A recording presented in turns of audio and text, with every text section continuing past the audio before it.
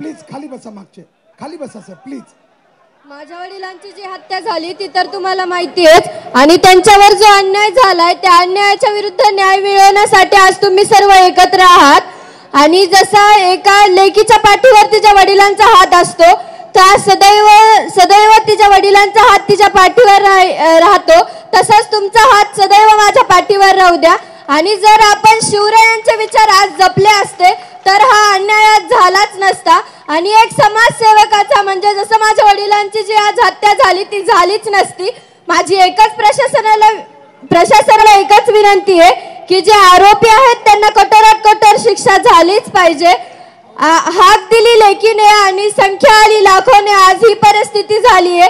कारण की जो आज आपल्याला अन्याय झालाय तो दूर करायचा आहे, त्या न्यायाकडे जायचंय, त्यासाठी कोणाचा जीव गमवावा लागत असेल याबाबत दुःखद कोणतीच गोष्ट नाहीये।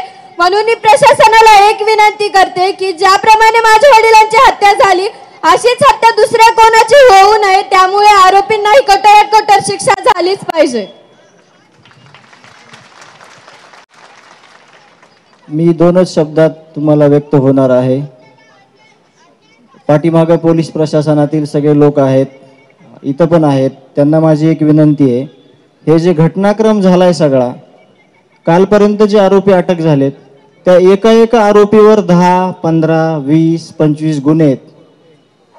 कुठलीच कारवाई त्यांच्यावर नाही घडली, त्यांना सगळं अभय झालं। अभय होतं का खरंच?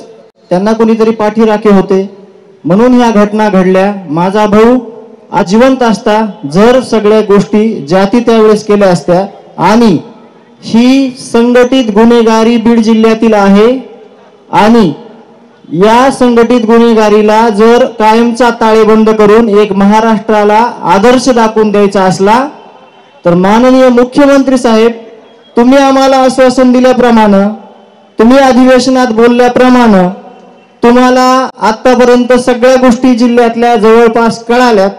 माझी एकच हात जोडून विनंती आहे, माझ्या भावाला, माझ्या कुटुंबाच्या प्रमुखाला, माझ्या गावाला आणि लाखो तुम्ही जे माझं जग ज्याच्यात सामावलेलं होतं, माझ्या कुटुंबाचं जग ज्याच्यात सामावलेलं होतं ते माझे भाऊ संतोष अण्णा देशमुख, माझा आरसा होता, मी त्याची सावली होतो।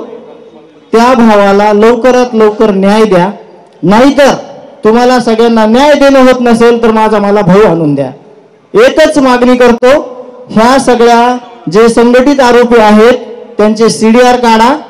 इथं पुण्यामध्ये काय काय घटनाक्रम घडला, कुठं ते थांबले, त्यांना कोण भेटले, ह्या सगळ्यांचे CDR काढा। काय जितकी लाईन लागायची तेवढी लागू द्या, एकदाच दाखवून द्या असं की गुन्हेगारीला कुठेही कुणी पाठीराखण करत नाही। आरोपीला कठोरातली कठोर शिक्षा द्या, देशमुख कुटुंबाला नव्हे तर सगळ्या 18 पगड जातीला जे आज रस्त्यावर आले त्यांना न्याय द्या, एवढी माझी हात जोडून विनंती आहे।